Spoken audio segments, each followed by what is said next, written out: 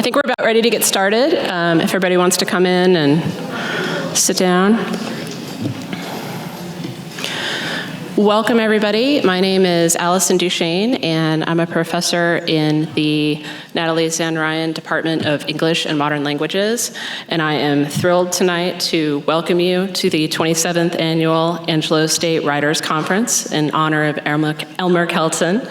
We're proud to honor his legacy with this conference, and we know he would have been excited to see Manuel Muñoz, who attended the conference in 1998 as an emerging writer, return as our keynote speaker tonight. So as we prepare for tonight, a couple of reminders. Please silence your cell phones and other electronic devices. When you walked in this evening, you were given a note card and a pencil. Manuel will participate in a short Q&A session this afternoon after his reading, moderated by our very own John Wagner. So feel free to write your question on the card and pass that card to the outside of your row. After the reading, Manuel will sign books in front of the bookstore. So if you hadn't had the opportunity to read his work yet, you can purchase books there as well. I'd like to thank Dr. Rebecca Bernard, chair of the Writers' Conference Committee, and the rest of the faculty in our department for their work and dedication to the craft of storytelling, literature, languages, and communication. Rebecca has breathed new life into what was already an exceptionally long-running Writers' Conference. In addition to the insightful and entertaining interview with Dr. Bernard and Professor Muñoz earlier today, over 20 artists have read or will read their original work during the conference. Thank you for sharing your work with our students and our community. Thank you also to Ding John Klingeman and the ASU administration for their generous support of the conference this year and in past years. Universities should stand as beacons of the arts and humanities in their communities, and we're thankful that ASU actively supports such a mission through events like this one. This event also wouldn't have been possible without the generous donations we've received from private donors in San Angelo and beyond. Manuel is the author of 3 short story collections, Zigzagger, The Faith Healer of Olive Avenue, and The Consequences, a novel, What You See in the Dark, and numerous essays. He's received a long list of awards, including 3 Penn O. Henry Awards, and 2 of his stories, Anyone Can Do It and Compromisos, have been reprinted in the Best American Short Stories anthology. We're especially lucky to have Manuel with us this year, a year in which he was awarded the Joyce Carol Oates Prize and a MacArthur Genius Grant. Here's what Joyce Carol Oates had to say about his work. I was struck immediately by the beauty, poise, and effortless empathy of The Consequences. The characters are utterly convincing, women as well as young men, most of them embarked upon quests of a kind, and the author holds up a mirror to his subjects, or rather a window of transparency. He is never intruding into the narrative as if out of respect for the humanity of his characters. Living far away on the East Coast, I am not much familiar with the world of Mexican-American farm workers and their families, but Manuel has made them feel like kin to me. I met Manuel in 2008 when we both started as assistant professors at the University of Arizona. And in the time that I've known him as a colleague, a neighbor, and a friend, it's clear to me that his ability to make characters feel like kin comes from the same place that makes him such an outstanding mentor and a teacher. He has a sincere interest in listening to others and hearing their stories, and he also might be the most well-read person I've ever met.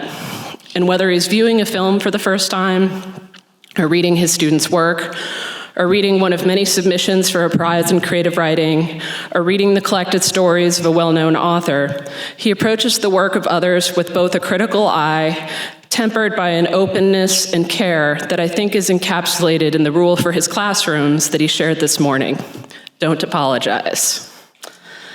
When I was looking back through his work to prepare for this introduction, I found myself noticing recurring features in the landscapes that serve as the backdrop for the lives of his characters. In particular, I noticed something that I hadn't registered at all the first time I read his novel, What You See in the Dark, which is set in 1950s Bakersfield, California, and was published years before I moved to San Angelo. The stretch of oil fields that I'm now well acquainted with sort of pervades the novel in the background. A driver remarks to the actress as he brings her to town, It's mostly people going the other way. Everyone wants to go to Los Angeles. I don't see any reason why anybody would be going into the valley.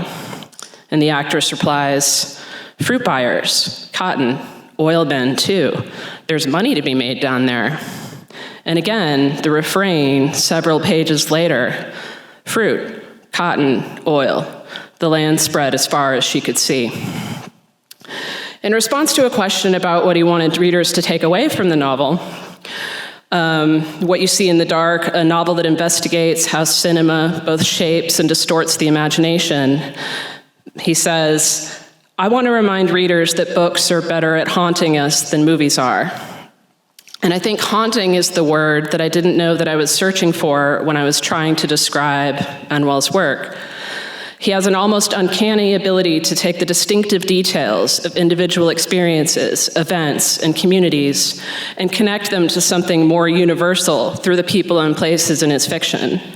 The subtle presence of the oil fields in a novel that investigates the nature of violence in cinema as a reflection of real life is just one of the ways in which he reminds us that larger and more complex forces, economic, institutional, political, ideological, shape not only the characters in his stories, but are reflected in each and every one of us.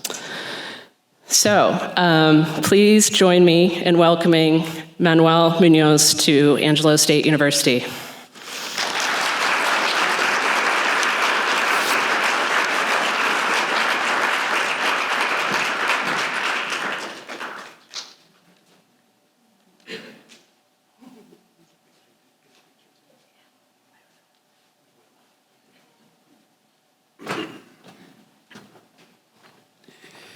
Good evening, everybody.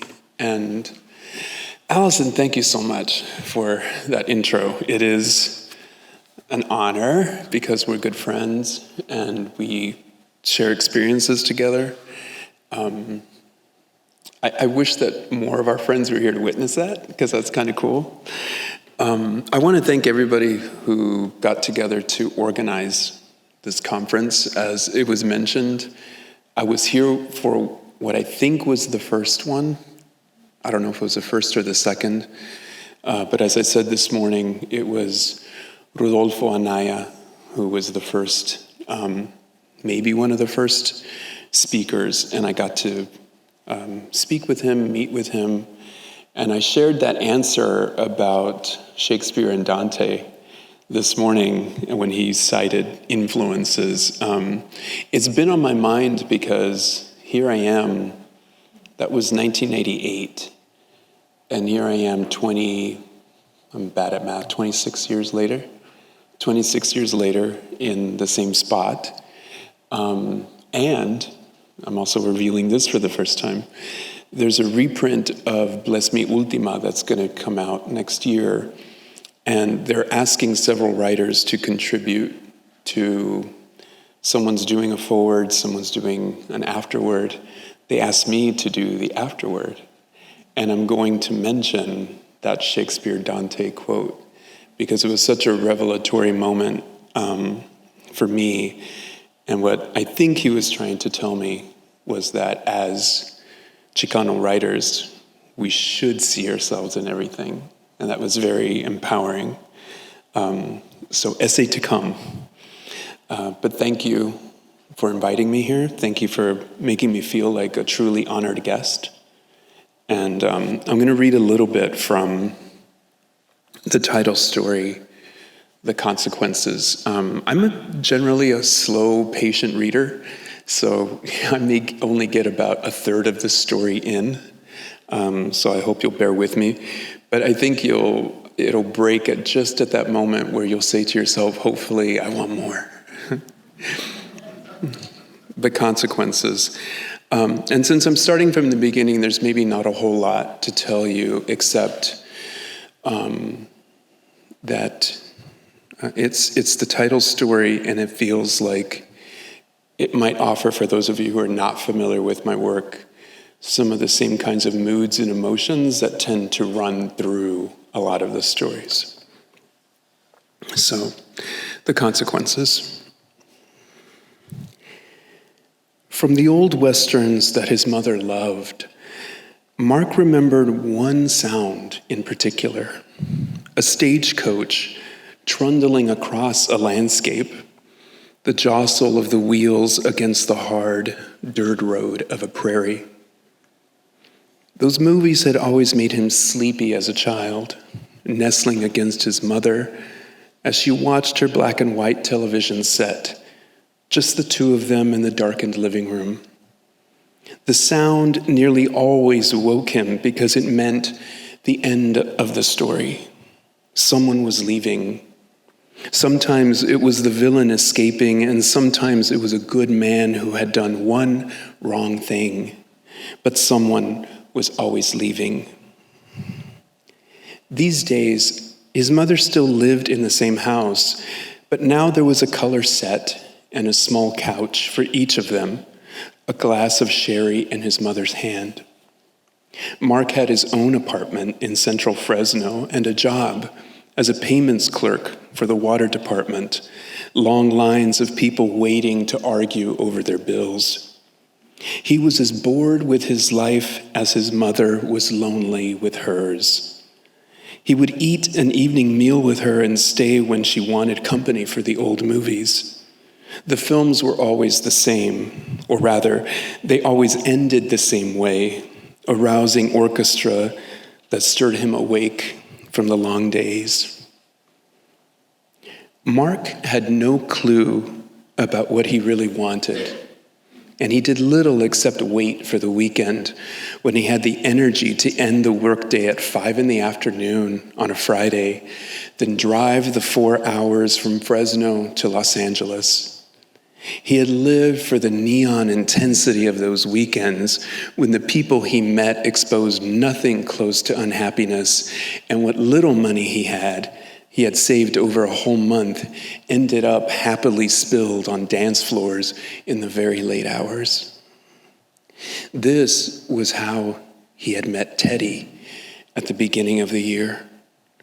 Flushed and sweaty from dance club drinking, he had trailed after him to an Echo Park apartment, a narrow bedroom at the end of a lonely hall.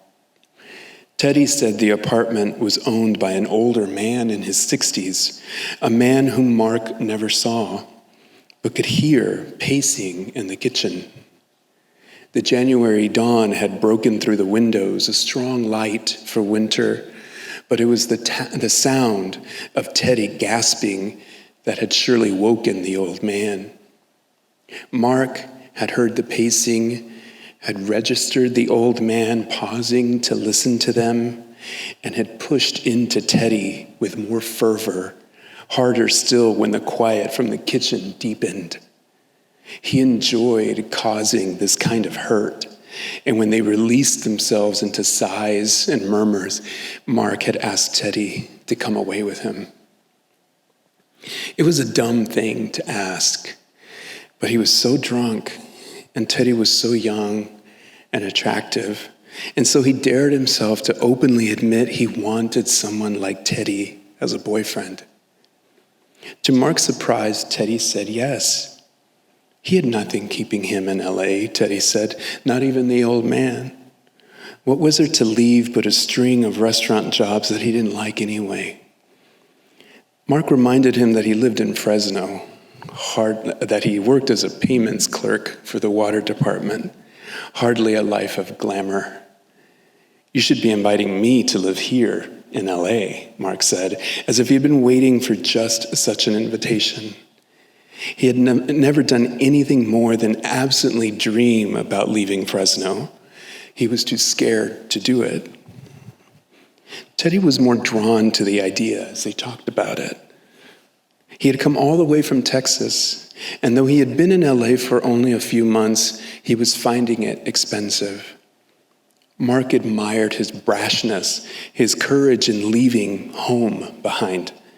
He had met plenty of people like Teddy before, but not with the same eager sweetness. Think about it, Teddy said. Over the next few weeks, coming and going over the grapevine on the weekends, Mark thought about what their life together might be like.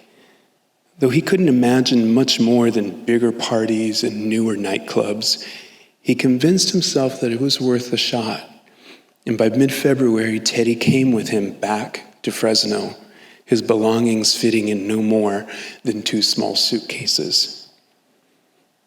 Having Teddy around soothed some of the boredom of the valley, and they settled in with each other with not much fuss. Teddy was easy to live with, and though it took him some time to find work waiting tables in Fresno, he didn't complain about the long hours or the smaller tips. He shared what he could to help pay the rent, open with the little money that he had. He seemed, at least for a little bit, relieved to be away from the noise of LA. Mark's mother sensed why he wasn't available, and she eased off the drinking when Mark didn't have time to stop at the store to get her anything. He would eat dinner with her, though, at least once a week, cheerfully volunteering to stay over for a movie. And his mother would send him off with a lightness that was just as false. Teddy never even asked to meet her. Their high times came that summer when they stopped going to LA and drove over to San Francisco instead. It was here that Mark saw how bold Teddy was, talking to strangers, introducing himself, how easily he made friends in a whole new city. Mark saw how people gravitated toward Teddy's slender beauty, the big show some of them made when they learned how far they'd driven just for a weekend. These were fast acquaintances, full of chatter and drinking and friendly gossip, but thin and brittle all the same. It was Teddy who could score a bump of coke, or Teddy who could catch the attention of a hot stranger. As the weeks went on, Mark began to understand how people saw him. Not quite the old man in LA, but ridiculous in his own way. Teddy could do much better, their glances told him. In those moments when Teddy slipped away alone in the nightclub, Mark let the worst truths wash over him. He was being used, and he couldn't even fully admit it to himself. "I don't feel like going away this weekend," he said, one Wednesday in late August. Mark expected Teddy to protest, but he was quiet about it. And when Labor Day weekend rolled around, they stayed in the valley. Some part of him thought this would reveal Teddy's true colors, that he'd show how much he couldn't stand being in a place that reminded him of being back in Texas. "I'm waiting for you to tell me how bored to death you are," Mark said. "But this is nice," Teddy said. "Maybe this is what I really like."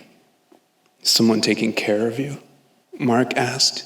He looked around at the small apartment, at the dusty wall heater in the windowless kitchen, and saw how little he was really offering. Teddy looked stung. "Being together," he said, "no matter where." "Oh, come on," Mark said. "You're too young to be saying things like that. Or maybe I'm too old." Teddy asked him if he had ever lived with someone. "Just once," Mark said. "A girlfriend, actually. I clearly wasn't ready for anything." "Maybe you still aren't," Teddy said. He got up and went to the bedroom and returned with his small address book where he kept a stash of postcards. He ignored Mark as he filled one out. "Who are you writing to?" Mark asked.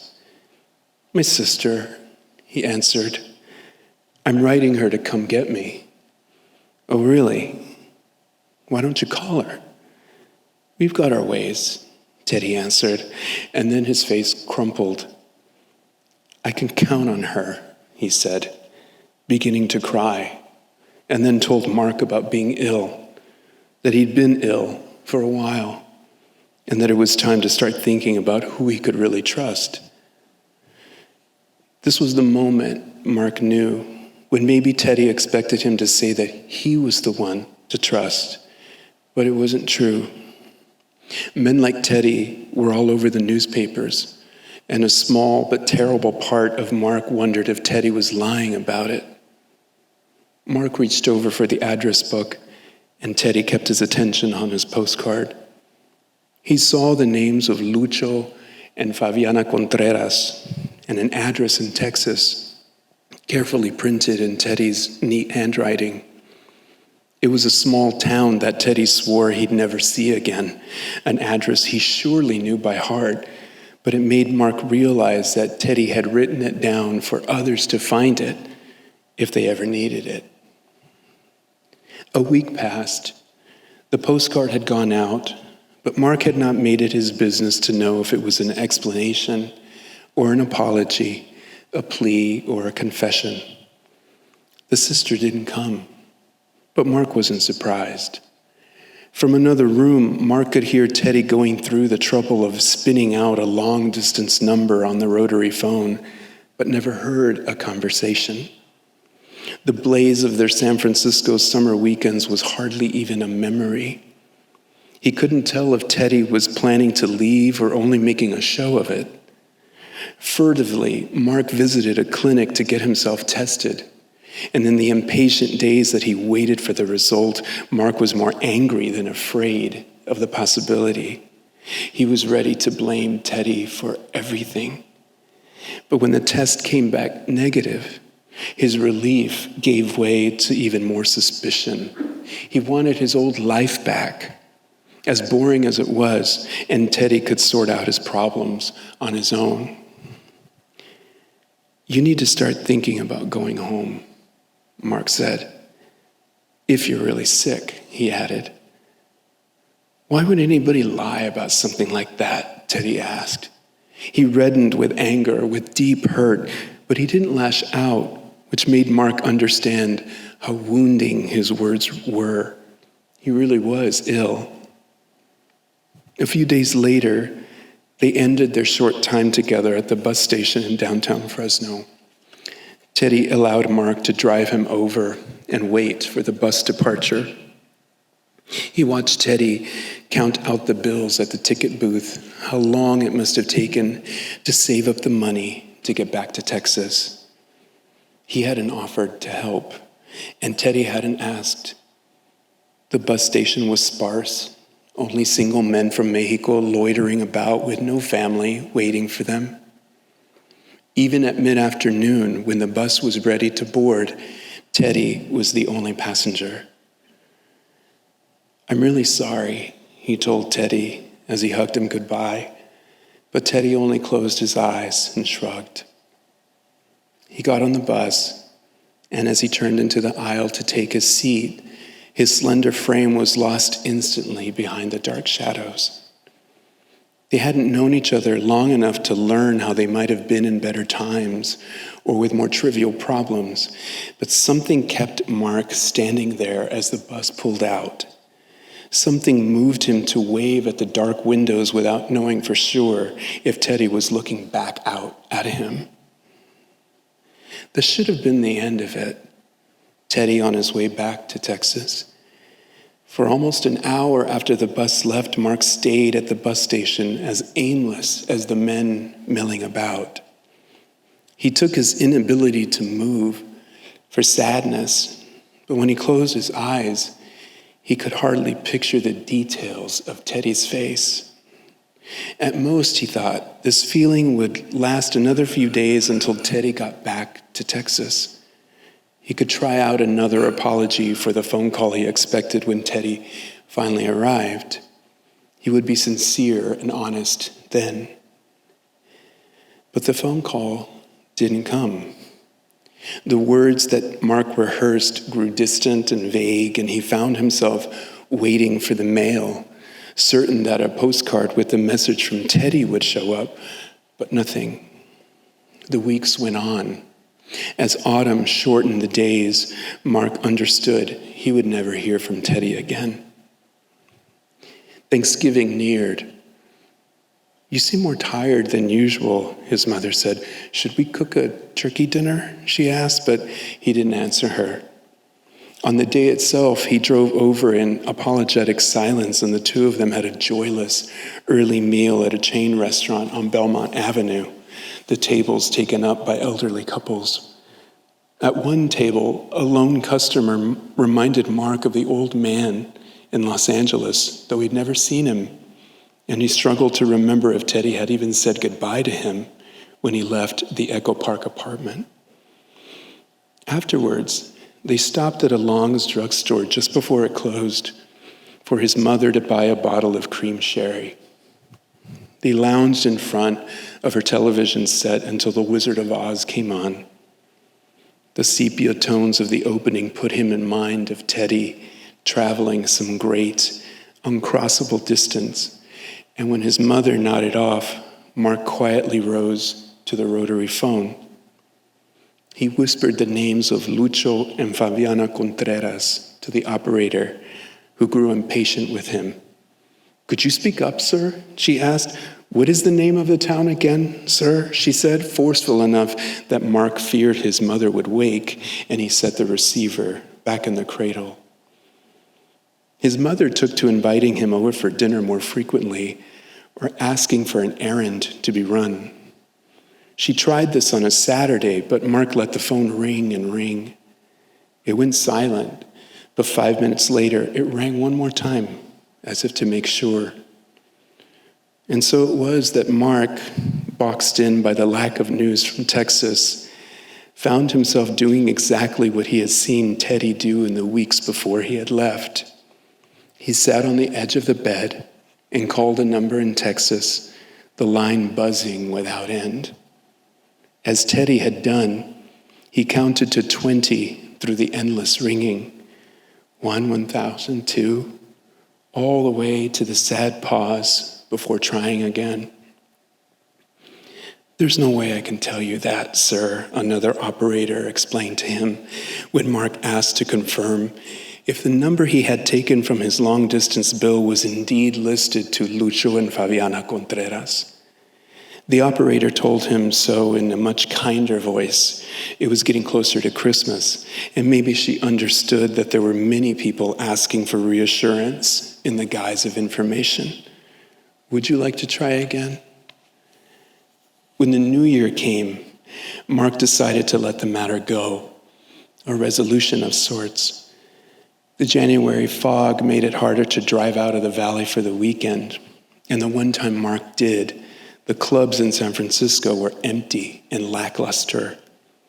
None of the names that Mark had collected on matchbooks and deli napkins seemed to ring true of anyone he had actually known. He cut his visit short. He drove back to the valley with some edge of dread about old habits, and when the road from the coastal foothills slowly enveloped him back into the dreariness of the winter fog, Mark knew he was in for it. He called, then again another day, waited some, then tried once more. Every time the phone buzzed without ending, and every time he got closer to counting 20, he felt himself sink. And then, on the last day of January, just as though he was thinking of how the new month might shake him out of this dullness, the line broke through to a crackle. On the other end, he could hear someone fumble with the receiver. "Bueno?" asked a woman, low and tired and raspy. Mark was so surprised that his throat caught, and before he could say anything, the woman hung up. He tried again, but no one answered. He sat on the bed looking at the phone and wondering if he had spoken to Fabiana Contreras. And before he could let go of the moment as merely a crossed connection, he tried once more. This time, on the first ring, the call was answered. A younger woman this time, her voice forceful and demanding. "Hello?" "Hello," Mark answered. "Is this who I think it is?" she asked. All he remembered of Teddy's talk of Texas was nothing. "Nothing's there," Teddy said, then told him about sugar beets and dust, field work and food stamps, the one high school and no place to hide, the Gulf Coast in one direction, the plains in the other, salt in the air one day, manure the next, skinny streets and too many churches, the single gas station and the hospital 30 miles away, the bingo hall and a lot of American flags. A town full of nothing and somehow devoid of family. Who is this? The young woman asked again. It's me, Mark said, though he did not know what he was admitting to. There was a long pause on the other end of the line. He knew what the silence meant, but mercifully it did not darken out to the hiss of a dropped call. He heard the young woman swallow hard. He's gone, she said. He left us yesterday morning. I'm so sorry, Mark stammered. He had overheard his mother use those words on the telephone to her newly widowed friends, and he had thought at the time that the words were a relief to her. She had been alone for so long, and the words echoed in her kitchen walls as a reciprocal comfort, as something she had been waiting a long time to say. The young woman didn't respond. When is the funeral? Mark asked. It's for family only, she said. And he knew then that she was Teddy's sister, an older sister, because he couldn't picture Teddy being anyone but the youngest in a family. Goodbye, she said, and the familiar buzz that had haunted him all winter came again.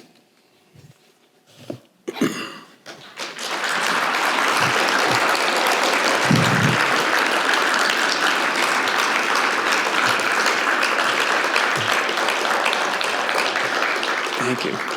Great, thank you. Thank you. Thank you for that. I'm going to say thank you to the mic workers. Thank you. You know what I mean?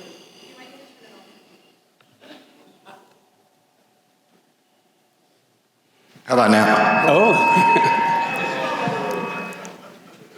How about now? I think we're good. I think yeah. Thank you. All right, so you have cards. And if you have not filled one out, please fill it out. And if you have a question, hold the card up, and someone will come get it. Actually, just one of y'all want to hold the mic? I can, no, it's okay. We do have some to start with, though. So thank you for the reading. If y'all would applaud one more time for him. Sure.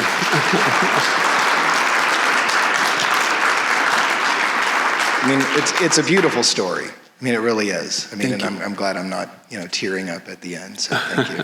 So we do have some questions here, and then if you have questions, please fill out a card, hold your hand up, and we'll try to get to those as much as we can. So first of all, thank you for the graciousness to answer some questions. I know you've had a long day, and it's been exciting, and you probably thought, oh, I'll just go. Rudy looked so relaxed when he was here in 1998. So I'll start with this one. Do you ever think about rewriting one of your old stories from college? Oh, no. I was speaking about this with the students this afternoon and then also this morning, that it's a great experience to read things that you've written before for two reasons. One, I think it's important, and I say this to students all the time, to let yourself see how brilliant you really are. Meaning, it's okay to go back into the folder and be surprised by the writer who's in there. And to also let that writer be where he or she was. Their work is their work. So would I want to write a story a different way? Maybe. But I don't think I would ever revisit or rewrite. There are some times, where Elena, as I mentioned her, Elena Maria Viramontes had said she's a very treasured mentor of mine. There are some things, like some critiques that she has said that have lodged in here that make me want to go back to a story. She did say about the second story in my collection, "Are you sure that's not a novel, Manuel? Are you sure?" And that kind of pierced me a little bit, because I was like, I think it's a story. I'm fairly sure that might be the only time where I'm like, maybe she's right. But I got to trust myself, I think. Yeah. Okay, great. Thank you. So this next question, in what way do you think about work and what people do for a living when developing your characters? In what way does work Yeah, well, I guess in what way do you think about the jobs that people do and what they do for a living as you think about building characters? Oh, I think about it a lot because work occupies so much of our time. And especially when I think about the people in my family and the people I grew up with and how they spend their days, it's usually a job that they don't like, or it's a job that demands a lot of physical labor and activity. So I've always been sort of cued into describing what that is. And especially I think as I've gotten older and I've watched the real physical toll that work takes on people who do extraordinary physical labor, like my dad. My dad was a construction worker. He started in the fields, but then he got a job with a roofing company, and he was doing that right up until he had his stroke when he was 61. And I would always think of him on like really, really hot days. There's a heat wave coming through Fresno, and it's 110 out, and I'm like, my dad's up there doing that work, and he's coming home at 5:30. Like, he's been all day up there somehow doing it, and it's kind of important to note that for different characters. Yeah, thank you for that. And this next question asks, what is an element of writing that scares or intimidates you the most? Oh, I did admit to the undergrads today that I'm not very good at dialogue. I still kind of cringe. Even here, you notice it's like, well, have them talk on a phone, so they only have a couple lines to say to each other. But by and large, it's dialogue. It's the dullest tool in my toolbox.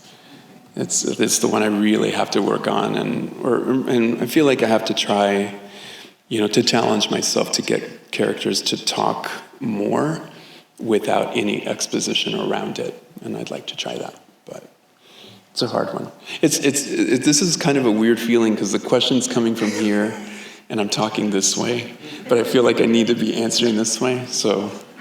No, I just don't want to be on camera. Yeah. Now you can talk to them. I'm like sort of the Jiminy Cricket in your ear. We'll do that sort of thing. So this question asks, how has the success you've had changed your sense of your responsibility as a teacher to your students? Oh, the success? Is this a MacArthur question in disguise?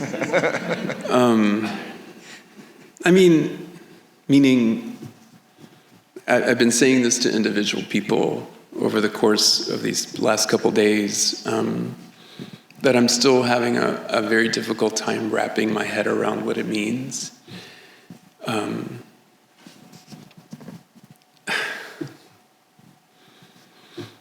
I don't know, because it's so, I still can't believe it. And I know I'm entering this period where more eyes will be on my work than ever before, but I'm not intimidated by that at all. I'm really glad that the question came the way that it did, because it's about not my writing, but my responsibility to my students. And the story that I've enjoyed telling some of you individually has been that it's been really revealing and cleansing and important in the past 10 years to tell my undergrads, especially, the graduates as well, that I was having a hard time and that I was this close to giving up, that writing is hard, that it was getting harder, that you could get a recognition, but it's not enough to boost you up. I remember distinctly when I heard the news about Leo Henry, and I was sharing that to my students, and I was already in this moment where I was going this way, like feeling very doubtful, and they're like, but isn't that like the coolest thing ever? I said, it's cool, but I was trying to explain to them, one, that's not why you do it, and two, I was already discovering awards and recognitions and honors aren't the thing that keeps you going. The thing that keeps you going is yourself. But that's really hard to say to people and to convince them that it's true. I think that's one of the reasons why the MacArthur's a very difficult thing to wrap my head around with, because I can't ignore it. And I keep trying to tell people that there's no before and after. Meaning, I don't think anything has changed about the way that I see art and the... Oh God, it's happening again. Like I get choked up about it because art's really important to me. But something like the MacArthur convinces other people, oh, this is why you were doing it all along, because you're going to get this kind of recognition. And I think you'd be crazy to dream about something like that happening. So I think you have to have a really good, solid basis of why you're writing. And I think mine had always been there. It had just gotten really shaky for a long time. And there was a value in telling my students and being vulnerable about having trouble and being this close to quitting. The fact that this book took 9 years, I could not have predicted how the book was going to be received. Yeah, I'm all over the place with this answer, and I can't believe I almost came onto tears, and it's on camera. Oh God. But it's true, and I hope you hear something in the answer, because it's. I'm still writing. I'm working on the next book. I don't know what it is, but I'm feeling more comfortable telling my students it's okay to not know what you're doing, and to let it take as long as it needs to take. Yeah, and I'm also just really proud that it was. I feel vindicated for sticking to the short story. Because everywhere I heard is that's not the way to ever get noticed in the literary world. Work on a novel. And it's but I believe in the story. I really do. And I still do. And I don't think any of that would have been different, award or no. So, yeah. Oh God, I'm so embarrassed. This is how I felt on the phone, really.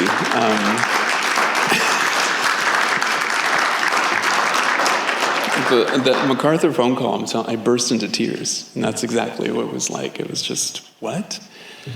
So, anyway, yeah. What was the question? We do like to invite people and then bring them to tears when they show up to ASU, yeah. so thank you. So we'll go back maybe a little bit away from you, and this will help maybe. So how would you encourage someone to bear witness to the stories around them in their everyday life? How would I encourage someone to bear witness? Oh, yeah. Well, bearing witness is kind of it's not a charged phrase, but it's one that has a moral weight to it.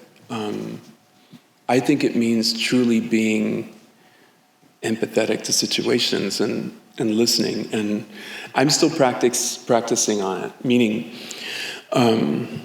when I talk to my students about family, because most people know that I don't write autobiographically, but I take a lot of inspiration from my experiences and the experiences of people that I know about. There are some situations that I still don't want to touch. Some family members who have drug problems, for example. I know I could mine that for stories because I've seen some things with it, but I still don't yet have the empathy necessary to do it with true heart. Because my own anger is still in the way. And I think it's wise to tell my students about it as I open up about that to them.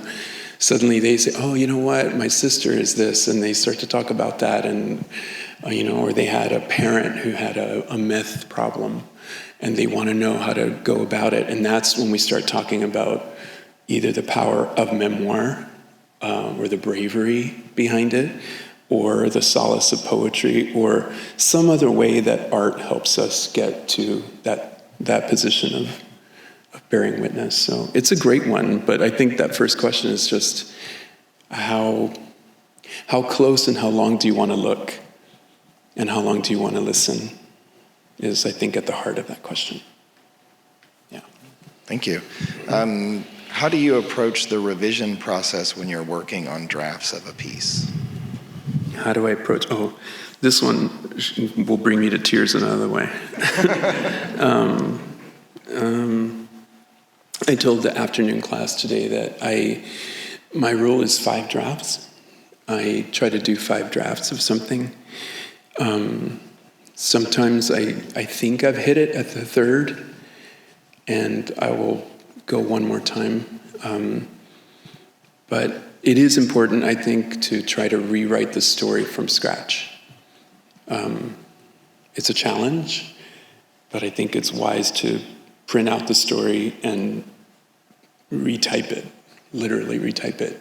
And I told the undergrads today that one thing I do, usually the 4th draft, is when I do that, I actually try to retype the story from memory. And of course, I don't do all 15 pages, but I'll fill it in. I'll just do summary. I was like, oh yeah, the first paragraph had this line, and then I know this happens, and then this goes. But I start to realize that as I trace the story for myself in draft, I remember lines, and when I put those out, that's how I know the sentence is singing to me. So, and I think that's, again, another way to sort of honor what we're doing when we're drafting, and to be proud of those things that make us feel good in our drafting. And it's not like it's a ton, like, oh, like he wrote 8 pages that way. It's usually about like 6 sentences that I remember, like clear as a bell, and I remember where they go. That's a way to think about a drafting and a revision process. Great. I mean, I love that idea of the sentence singing to you. That's really well put. That's nice. Yeah. Well, it's thanks to the poets. I think the poets sing. Yeah. So. What is your favorite piece you've written, and why? Oh, we said this today. I feel like repeating myself. I think it's the last story in this book, because it was longer than usual. It was in first person, which I rarely do. It was in the voice of a young woman, so it's a different experience than mine. And it was also a story where I realized that I was breaking a pattern for myself, which is usually a story feels to me like there's a problem or a situation that needs to get solved, some conflict that needs to get resolved. But in this case, for those of you who haven't read the book, it's a story of a young woman who is constantly charged with taking care of her brother, and that's the conflict that needs to get resolved. And at one point where I thought the story was over, and instead I said, she's got other things in her life, like maybe she wants to be in love. And all of a sudden, this like really cute, gawky dude shows up named Goyo to like woo her. And I'm like, yeah, let her have that in the story. And so like half the story becomes about that. So suddenly there were 2 layers. And as with all of us in real life, we're complicated people. So I'm really proud of that one. And it's the last one in the book. So yeah, that's the answer to that. Okay, great. I think we'll probably do maybe just this last one, and we'll see where we go. So do your characters come alive to you, and do you connect with them in a way like they're people? Yeah, they do. Do they come alive to me? Yeah, I mean, speaking of Bea, who's the character I was just describing, I spoke about it in the class this afternoon, where I finally understood what it meant for characters to sort of come whole cloth to writers. I've heard writers describe this process, and I just thought, that's baloney. There's no way that happens. But she actually did. I mean, I knew the book was closing. I knew I needed a last story, and I was in the shower, shampooing my hair, and kind of just mentally tracing another story. And I realized I said, oh, that's who that character is. And all of a sudden, it's just sort of like a flash of information flooded my brain. It's like I knew her name. I knew who she was, what she wanted to do, the story she wanted to tell. I said, okay, grab a towel, buddy, because you got some work to do. Get out of the shower. And the thing about that story was that it was really long. It came in, I think, about 35 pages in the first draft, which for those of us who are short story writers is very long. And journals usually like 15 or 20 pages. And I said, I don't care. It's the story I want to tell. I still cut it down, but that's who. So that one character has come out that way. And I keep hoping for more because, man, I want life to be a little easier at the laptop. Yeah. Okay. Thank you very much, and thank you for the reading and the interview. And please, let's thank Manuel for being here this weekend.